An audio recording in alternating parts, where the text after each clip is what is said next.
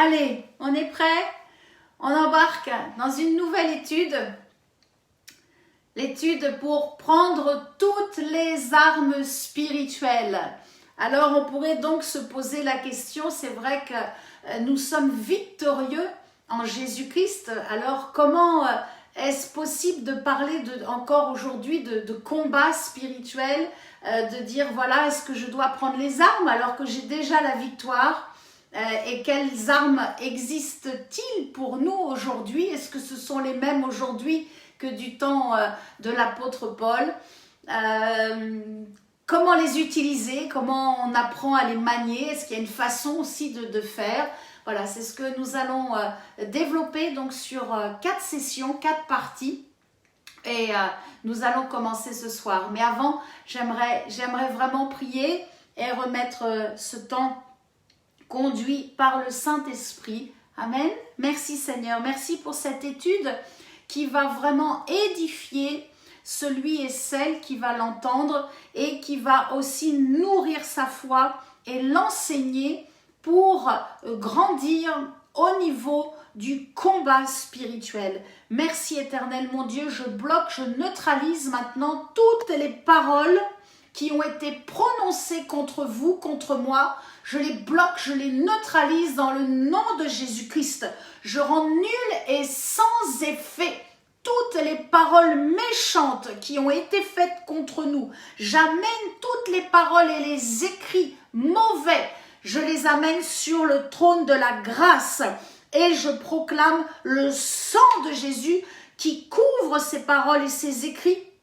Et je bloque maintenant toutes les paroles incrédules, toutes les paroles moqueuses, tout ce qui est pénétré, tout ce qui est venu et est rentré par vos oreilles, toutes les incantations qui ont été faites contre nous, je les bloque maintenant, je les neutralise au nom de Jésus-Christ, afin que rien ne vienne ralentir notre course, afin que rien ne vienne pour nous dévier, nous ralentir de notre mission sur cette terre. J'implore la grâce de Dieu sur chacune de vos vies et j'implore la grâce de Dieu sur ceux qui parlent mal de nous, afin qu'ils changent, afin que l'onction de repentance vienne sur eux et que leur cœur devienne bon et fidèle à Jésus-Christ. À Jésus-Christ. Amen, amen, amen. Voilà, nous commençons donc cette étude sur les armes spirituelles.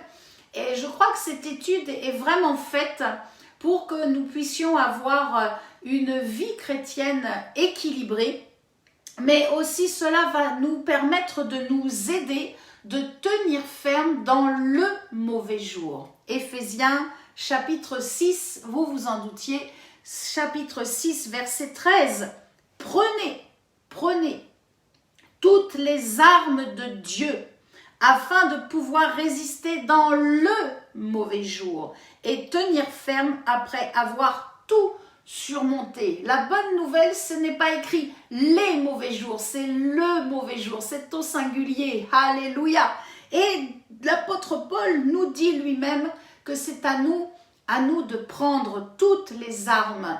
Toutes les armes. Arme vient ici de panoplia qui vient du grec et qui veut dire vraiment prendre toute la panoplie. Amen. Pour nous, c'est facile à comprendre les femmes. Hein. Nous avons toute une panoplie, une garde-robe. Eh bien là, c'est la même chose. C'est pas juste de prendre une, c'est de prendre toutes. Prenez toute la panoplie que Dieu veut vous donner pour tenir ferme dans le mauvais jour, pour résister.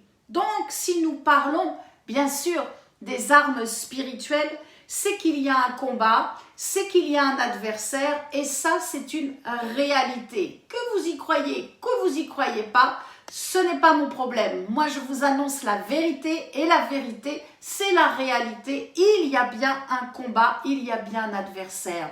Mes amis, toutes les guerres, toutes les violences, toutes les haines, tout ce qu'il y a de mauvais, de mal sur cette terre est la conséquence d'agissements de forces du mal qui utilisent des hommes et des femmes qui n'ont pas un esprit régénéré. et ces forces du mal ont un chef.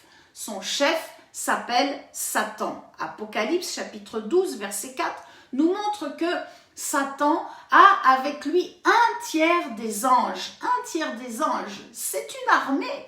Il n'est pas tout seul, c'est une armée.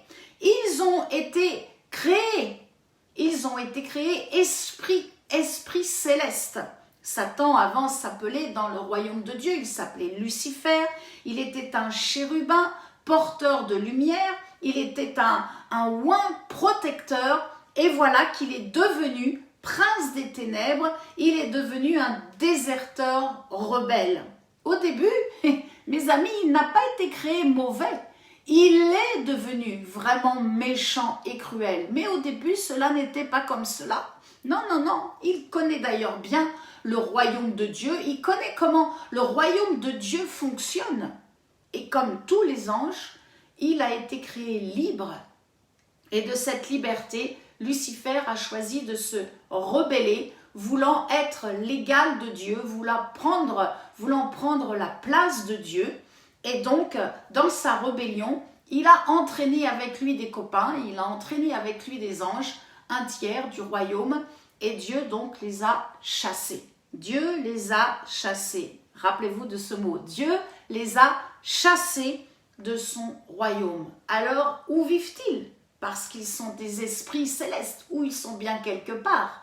Alors, pour cela, j'aimerais juste vous donner une courte explication sur les 3 cieux. Il existe d'abord le premier ciel, ce ciel que nous voyons, qui aujourd'hui est bleu, c'est agréable, nous ne voyons pas de nuages, mais après la lune va arriver, les étoiles, c'est ce que nos yeux voient, c'est le premier niveau. Ensuite, il y a le deuxième niveau qui est invisible, c'est là où Satan a son quartier général, et puis il y a au troisième niveau, c'est le trône de Dieu. Alors le deuxième et le troisième niveau sont invisibles à l'œil nu, et le deuxième niveau, c'est cela qui va nous intéresser aujourd'hui, puisque c'est là que se situe le combat. Tous les combats spirituels se situent à ce niveau-là, au niveau 2. Et donc, ces combats vont influencer le premier niveau, là où nous vivons. Amen. Vous me suivez? Vous êtes toujours avec moi? Alors, on continue. L'armée des ténèbres est donc constituée de Satan, qui est le chef, d'anges déchus. Ils ont un corps céleste, donc les anges déchus n'ont pas besoin d'être et d'avoir un corps humain, à la différence des démons qui, eux, ont besoin d'un corps humain. D'ailleurs, dans Matthieu chapitre 12, verset 43, s'ils ne trouvent pas un corps humain, ils sont tourmentés. Ils sont mal, ils sont vraiment dans des angoisses terribles. Les démons ont besoin d'un corps. C'est là la différence. Nous devons bien différencier entre un ange déchu et un démon. Il y a les anges, les 2 tiers. Amen, il nous en reste 2 tiers. Ils sont là, ils nous protègent et Dieu les délègue pour accomplir des missions extraordinaires. Juste courte parenthèse, nous ne parlons pas aux anges. Nous demandons à Dieu, Père, s'il te plaît, délègue une armée d'anges pour accompagner mon enfant qui part dans un voyage scolaire. Voilà, mais nous ne pouvons pas parler aux anges, c'est Dieu, c'est l'armée de Dieu. Amen. Mais ils sont là pour nous protéger. Et donc, dans l'autre camp, c'est bien cela, ils appartiennent tous au même camp. Satan, les anges déchus et les démons, ils sont là tous ensemble. La différence, c'est que vous l'avez compris, un ange déchu a un corps céleste. Ils ont suivi Lucifer, qui s'appelait Lucifer à l'époque. D'ailleurs, aujourd'hui, ne chassez pas Lucifer, mais chassez Satan. C'est son nom, Et donc, les démons, qui eux, sont les descendants des fils des géants dans Genèse chapitre 6, verset 6. Voilà un peu la différence et ce que je voulais déjà vous expliquer avant d'entrer dans les armes. Car si nous avons des armes et nous ne connaissons pas l'adversaire, c'est un petit peu compliqué. Et voilà aussi pourquoi Jésus est venu sur terre. Bien sûr, Jésus est venu pour nous sauver, pour que nous ayons la vie éternelle. Mais nous allons le lire dans un des versets que j'affectionne beaucoup, Colossiens 2, chapitre 2, versets 14 et 15. C'est pourquoi Jésus est venu, il a combattu et il a vaincu à la croix le monde des ténèbres. Colossiens chapitre 2, versets 14 et 15. Un verset vraiment que vous pouvez proclamer lorsque vous êtes agressé, lorsque vous sentez des angoisses, lorsque la nuit, peut-être vous avez quelques peurs. Libérez-le à haute voix et la paix viendra aussitôt. Jésus a effacé l'acte dont les ordonnances nous condamnaient et qui subsistait contre nous. Et il l'a détruit en le clouant à la croix. Tout s'est passé à la croix. Amen. Jésus a dépouillé les dominations et les autorités et les a livrées publiquement. Il fallait que cela se voie. Il les a livrées publiquement en spectacle, en triomphant d'elles par la croix. L'armée donc des ténèbres, je vous rappelle, il n'est pas tout seul, ils sont beaucoup, il y a une armée ici. L'armée des ténèbres qui est donc structurée, nous allons le voir, en 4 niveaux, a été destituée de toute autorité à la croix. C'est fini, ils n'ont plus d'autorité contre nous. Mais ils sont toujours là. Ils sont toujours là. C'est pour cela que l'apôtre Paul a dit dans Éphésiens 6, verset 12, « Car nous n'avons pas à lutter contre la chair et le sang, mais contre les dominations. » 1. Contre les autorités. 2. Contre les princes de ce monde de ténèbres. 3. Et contre les esprits méchants qui sont dans les lieux célestes. 4. Voici donc 4 niveaux. Je ne détaillerai pas ça ce soir, peut-être une autre fois, mais ce sont vraiment 4 hiérarchies vraiment dans le royaume de Satan. Ils ont comme stratégie, bien sûr, le mensonge et l'intimidation, et ils n'ont qu'un seul but. Ils n'ont qu'un seul but, mes amis, c'est de nous éloigner de Dieu, de nous empêcher de connaître l'amour et le cœur de Dieu, de nous empêcher d'exercer la puissance et l'autorité que nous avons. Mais tout ça, nous le verrons davantage la semaine prochaine. Alors, nous ne pouvons pas les tuer. Ce sont des esprits. Amen. Ce sont des esprits. Donc, n'allez pas chercher le couteau dans la cuisine parce que vous avez peur. Non, ce sont des esprits. Il faut les chasser. Il faut les chasser. Vous ne pouvez pas les tuer. Il faut les faire aller dans un autre espace que le vôtre.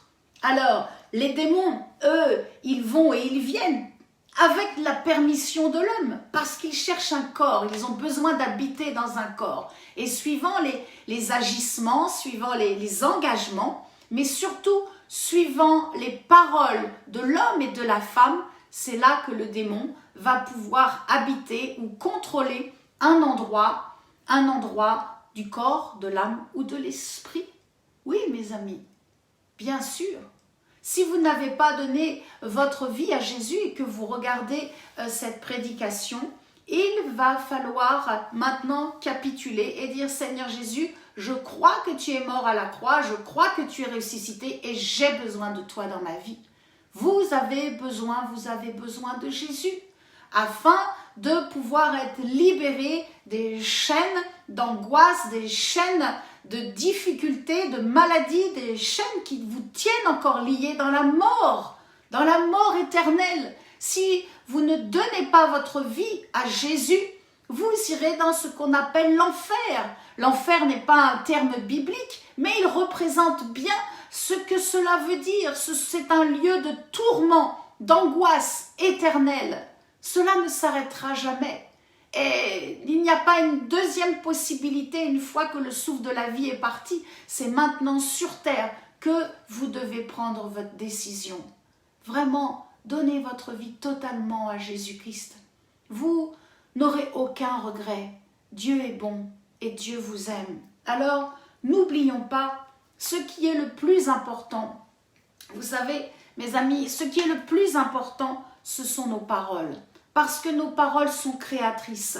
Lorsque nous parlons, nous libérons un fruit de mort ou un fruit de vie.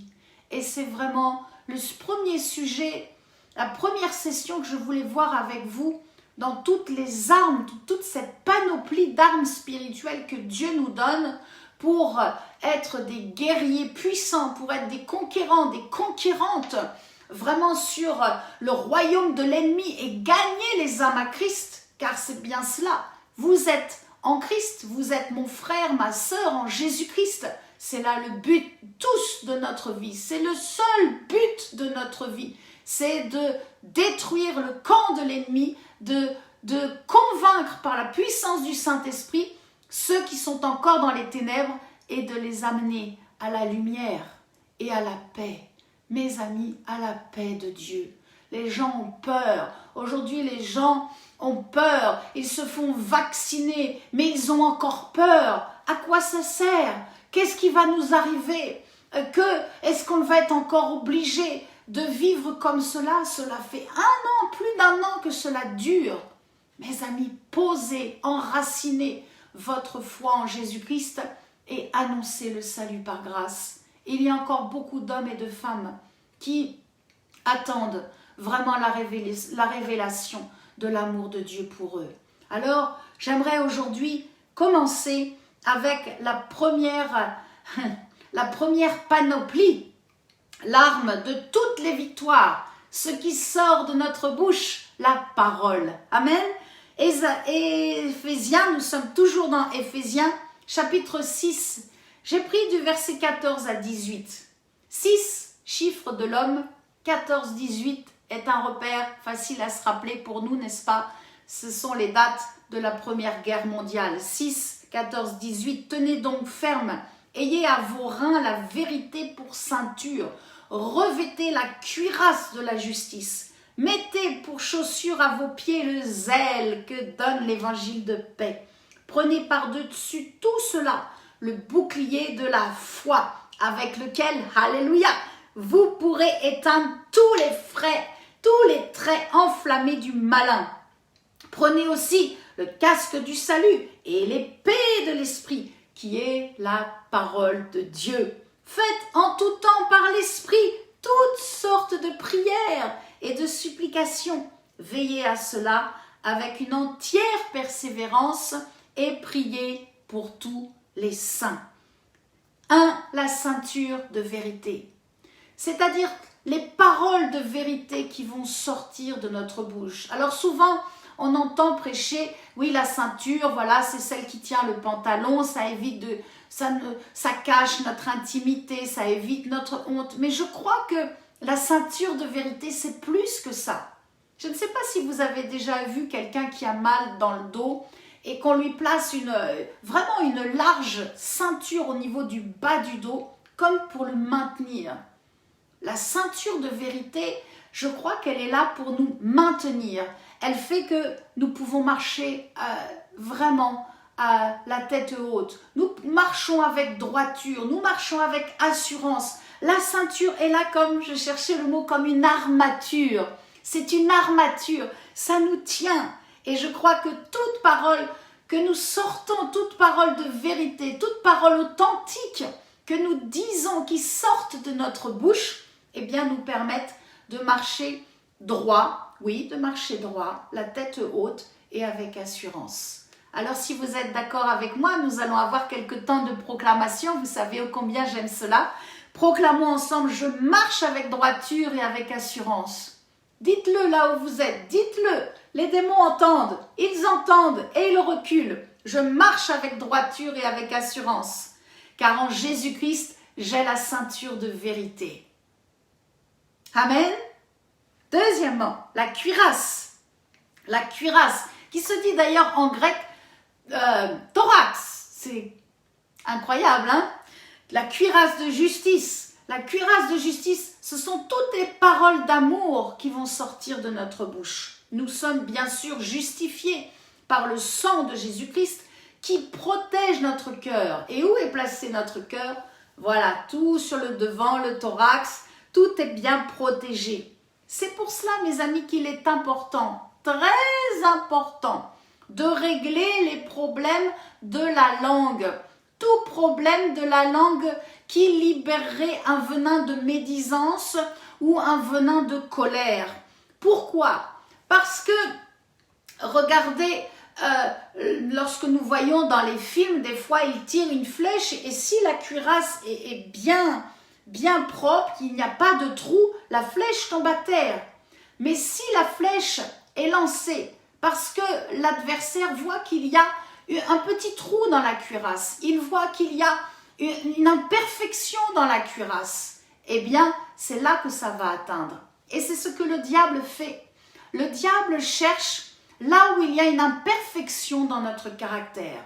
Si nos paroles sont élevées et colériques et deviennent méchantes, si nos paroles sont remplies de médisance et de critiques, à ce moment-là, le diable se réjouit et il se dit « Ah, là j'ai trouvé une faille, sa cuirasse, sa cuirasse n'est pas comme il faut. » Alors, il va falloir, mes amis, régler ce problème. Il faut régler le problème de la sanctification dans notre bouche. Nous devons sanctifier ce qui sort de notre bouche, sinon l'ennemi va les prendre et les retourner contre nous. Alors ce soir, proclamons ensemble. Amen. Vous êtes prêts? Vous êtes prêts à proclamer? Vous me suivez? Vous me faites confiance? Vous faites confiance au Saint-Esprit qui vit en moi? Vous croyez vraiment que je suis une femme de Dieu? Alors allons-y. Je renonce à toute colère. Je renonce à toute contestation et médisance. Je bénis mon prochain. Je bénis les ministères de l'Évangile. Je refuse la critique et la médisance par ma bouche, car ma bouche est faite pour bénir. Amen. Votre bouche et la mienne est faite pour bénir. Oh, prenez l'exemple du serpent. L'animal, même si le diable on l'appelle le serpent, mais voyez l'animal comment il fait. Il n'attaque pas directement, il est là, il ondule, il est sournois et d'un seul coup il se dresse, il gonfle pour faire croire qu'il est un gros serpent alors qu'il est un tout petit, il fait croire ce qu'il n'est pas. Et puis des fois il est là et il vient pour attaquer, pour étouffer, pour s'enlacer autour de sa proie et il vient en dernier, paf, pour mordre. Je vous dis, vraiment je vous dis, il y a des morsures dans le corps de Christ. Il y a des morsures de frères et sœurs en Jésus-Christ qui font plus mal que des attaques qui viennent de la sorcellerie. Je vous assure, ces morsures-là, vous devez en être guéris. Parce que ces morsures-là ont libéré un venin dans votre cœur. Oh, je prie en cet instant. Je prie afin que là où vous avez été mordu, là où vous avez été blessé dans votre cœur, je proclame maintenant le sang de Jésus, le sang pur de l'agneau de Dieu qui ôte le péché du monde. Le sang pur de Jésus vient et lave tout venin dans votre cœur. Et vous sentez maintenant le pardon envers une personne qui vous a vraiment affecté, qui vous a blessé. Mais vous libérez maintenant le pardon et vous allez prier, je le crois, vous allez vraiment prier pour que cette personne puisse changer, puisse avoir le cœur transformé et qu'elle devienne une bonne personne. Amen. Oh Jésus, Jésus est tellement bon, tellement bon. Vous savez, Satan se présente devant Dieu. Satan se présente devant Dieu. Lisez l'histoire de Job, Josué, et il revendique. Il revendique quoi? Il vient revendiquer notre foi, il vient revendiquer notre fidélité à Dieu. Et il regarde, il entend, et il fait que les paroles de médisance, les paroles de calomnie ou d'accusation entre frères et sœurs en Christ viennent piquer ou viennent mordre. Ce sont, oui, des paroles venimeuses, ce sont ces paroles-là qui nous font mal. Les sorciers ne peuvent plus rien contre nous. Le sang de Jésus est sur nous. Il faut arrêter de donner trop d'importance. Tout ce qui est fait dans les ténèbres, dans la sorcellerie, dans tous les bas-fonds sales, crasseux, où il y a la mauvaise odeur, tout cela ne peut pas nous atteindre. Jésus l'a dit, rien ne peut vous nuire. Mais qu'est-ce qui vient pour blesser? Ce sont les morsures. Les morsures. au sein du corps de Christ. Oh Jésus, ton côté Seigneur, oui, le côté du Seigneur a été percé par une lance et le sang de Jésus a coulé. Tout son sang a coulé jusqu'à ce qu'il vienne de l'eau de son côté. Pourquoi? Afin que ce sang qui coule vienne guérir toutes ces paroles venimeuses qui ont été libérées en face de vous, mais aussi derrière vous. C'est pour ça, c'est important la cuirasse. La cuirasse est mise devant et elle est mise derrière. Mes amis, je me souviens la première fois que je suis allée au Burkina Faso, lorsque 200 veuves ont prié pour moi, j'ai senti dans mon dos comme des petits... Alléluia, merci pour la connexion. Prions d'ailleurs pour le Burkina Faso où il vient d'avoir une trentaine de personnes qui sont mortes à cause des djihadistes. Ça, ce n'est pas Dieu. Ça, ce n'est pas Dieu. C'est la folie des hommes. C'est la folie de Satan qui pousse les hommes à tuer leurs semblables. La première fois que je suis allée au Burkina Faso, 200 veuves ont prié pour moi. Et j'ai senti dans mon dos comme des petites plaques de métal qui se mettaient derrière moi afin de protéger mon dos contre les flèches de l'ennemi. Oh, je bénis et je loue Dieu. Je loue Dieu et je bénis ces veuves dans le nom de Jésus-Christ. Là où elles sont, je les bénis ce soir. Et je remercie Dieu pour toutes les veuves qui sont des femmes tellement grandes dans l'intercession. Oui, je vous assure, il y a des femmes veuves en Afrique qui prient pour vous. Qui prient pour vous, ce sont des femmes extraordinaires. Et souvent, elles n'ont vraiment rien. Elles ne savent pas ce qu'elles vont manger dans la journée, mais elles savent toujours que Dieu va pourvoir. Oh, quelle foi extraordinaire! Alors, vraiment, j'aimerais continuer parce que l'heure tourne et nous sommes à la 3e, les chaussures de zèle de l'évangile de paix. Bien sûr, ce sont les paroles de paix lorsque quelqu'un va être en face de vous et va s'emporter, lorsque quelqu'un va dans une réunion familiale commencer à crier et à menacer, eh bien vous allez libérer des paroles de paix. C'est ce zèle qui est en nous, qui veut que nous rassemblions. Amen. Rassemblement pour la foi chrétienne est le nom de mon ministère. Mais c'est vraiment ce que j'aime. J'aime rassembler, j'aime unir, à la différence du royaume des ténèbres qui lui veut diviser et qui veut écraser et qui veut dominer. Oh Rama Sakarama Shekeden. Nous brisons en cet instant tout esprit de domination, tout esprit qui vient pour écraser la puissance du Saint-Esprit. Au nom de Jésus-Christ, en vous, je bloque cela et je vous libère, je vous délie, je libère votre foi pour qu'elle grandisse encore ce soir et que vous vraiment, que vous compreniez la puissance des paroles de paix. La puissance, c'est incroyable, hein? Si vous avez déjà été en Israël, vous avez sûrement déjà senti cela, où on voit ces jeunes armés avec les mitraillettes et incroyable, nous sentons une paix comme on ne sent nulle part ailleurs dans aucune nation, une paix extraordinaire qu'il y a en Israël. C'est cela, mes amis, avec le Saint-Esprit, nous marchons pour unir, à la différence de la chair et des esprits qui sont poussés par le diable, qui marchent, eux, pour détruire. Alors, nous sommes prêts pour proclamer « Je suis né pour rassembler et non pour désunir ». Dites-le là où vous êtes. Vous êtes né, je suis né pour rassembler. Je suis né pour rassembler. Amen. Et non pour désunir. 4e point, le bouclier de la foi. Oh, je l'aime bien celui-là. Le bouclier de la foi. C'est lorsque vous allez libérer des paroles de foi. Tout ce que les paroles qui vont sortir de votre bouche, qui sont positives, qui vont vous entraîner dans une excitation parce que vous avez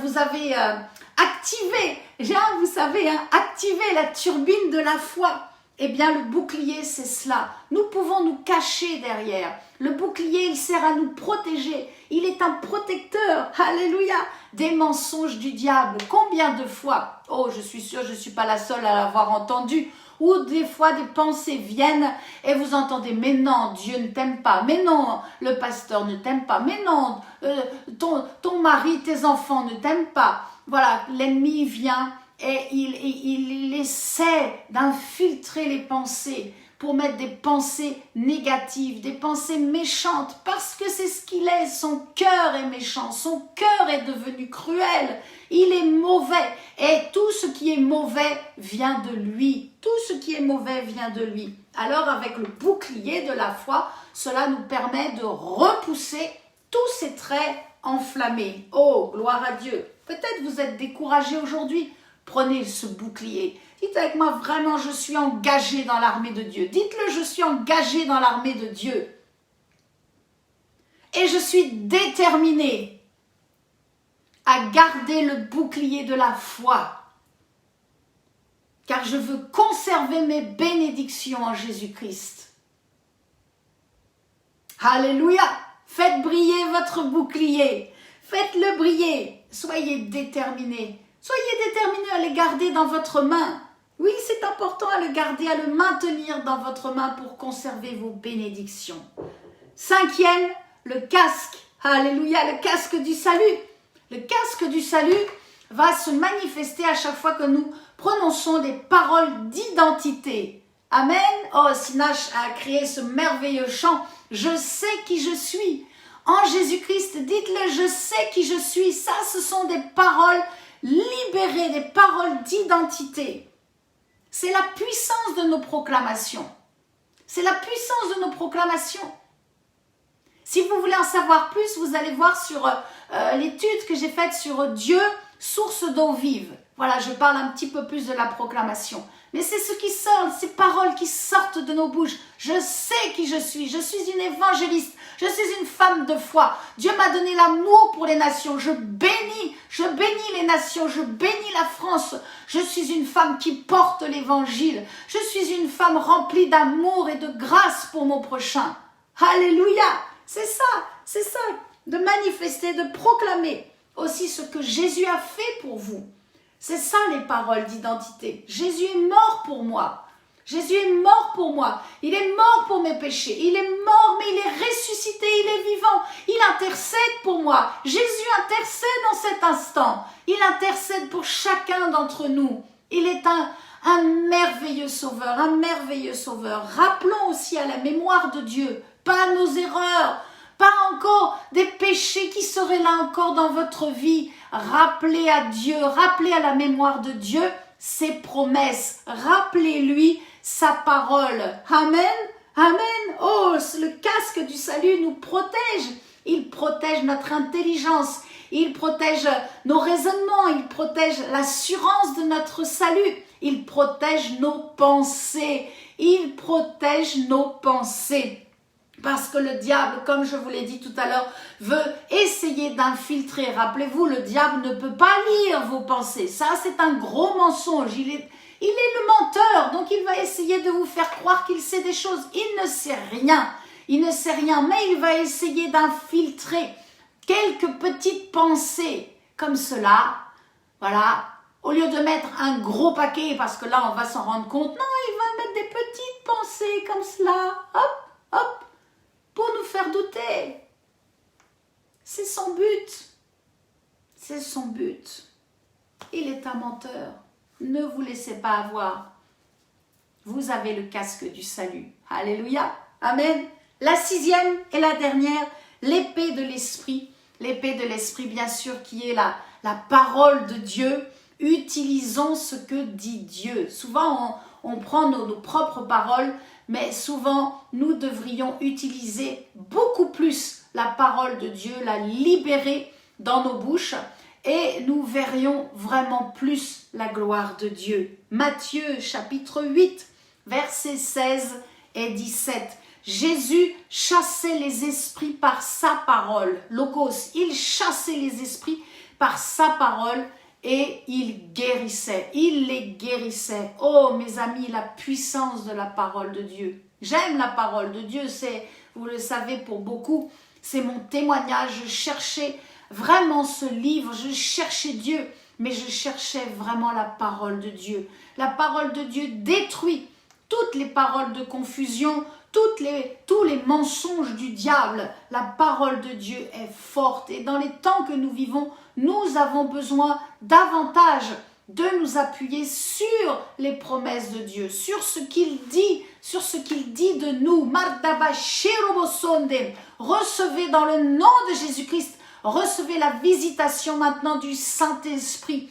Là où vous passez peu de temps à lire la parole, je récupère ce temps pour vous et je proclame du temps pour lire la parole de Dieu, pour passer du temps à scruter les Écritures, à méditer, à étudier et à savoir ce que Dieu désire vous faire comprendre par sa parole. Amen. Afin de pouvoir utiliser toute cette panoplie d'Éphésiens 6.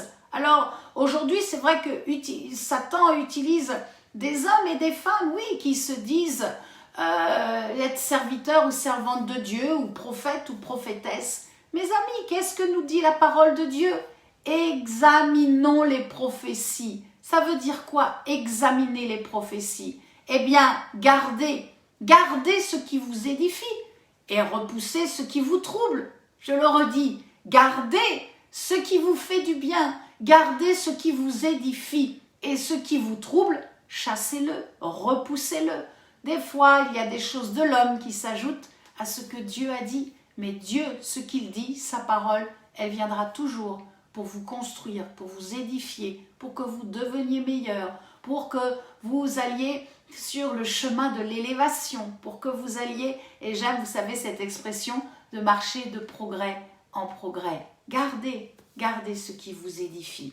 Alors, pour terminer sur cette sixième arme spirituelle, nous pouvons proclamer ensemble, par la puissance de la parole de Dieu dans ma bouche, amen, vous êtes avec moi, par la puissance de la parole de Dieu dans ma bouche, j'anéantis, c'est très fort, j'anéantis les paroles qui montent de l'abîme sur ma vie. Je le redis encore une fois, par la puissance de la parole de Dieu dans ma bouche, j'anéantis les paroles qui montent de l'abîme contre ma vie. Alléluia! Dans le nom tout-puissant de Jésus-Christ, prenez cette parole vraiment comme une révélation pour vous. Détruisez, anéantissez, chassez, balayez, ne gardez pas tout ce qui vient pour vous troubler, pour vous mettre dans la confusion. Gardez ce qui vous édifie. Alors, les paroles de vérité doivent sortir de notre bouche. C'est une arme. La parole, toutes les paroles d'amour, toutes les paroles de paix, les paroles de foi, les paroles qui proclament notre identité en Jésus-Christ et bien sûr la parole de Dieu. C'est comme cela. Prendre toutes ces armes spirituelles pour tenir ferme dans le mauvais jour. Et je crois que nous passons vraiment des temps mauvais et nous devons vraiment prendre toutes ces armes. Prendre toutes ces armes. Prendre vient du grec endo. C'est dans le sens, c'est avec moi. Je les prends avec moi. C'est pas le pasteur qui les prend pour vous. C'est vous-même. Prenez-les pour vous. Et c'est ce qui entre et qui sort. Oh, j'aime cela. Nous verrons sur la prochaine session encore les armes qui sortent de notre bouche. Et vous verrez qu'il y a d'autres armes aussi puissantes que celles qui sortent de notre bouche. L'arme vraiment qui est une arme extraordinaire, celle où justement il n'y a rien qui rentre dans notre bouche. Et la dernière arme qui sera une arme la plus merveilleuse, la plus pure, celle où justement il y a quelque chose qui rentre dans notre bouche. Allez, je vous ai laissé un peu de suspense, mais je sais que je vous retrouverai la semaine prochaine pour continuer cette étude sur prenez toutes les armes spirituelles, prenez toute la panoplie afin de pouvoir tenir ferme vraiment dans ce temps que nous vivons. Amen. Voilà, j'espère que vous avez passé un excellent temps d'enseignement, mais aussi peut-être à réentendre des choses que vous avez déjà entendues. savez, le Saint-Esprit nous conduit toujours pour nous donner ce qu'il y a de meilleur au bon moment. Dieu est bon et Dieu vous aime. Alléluia!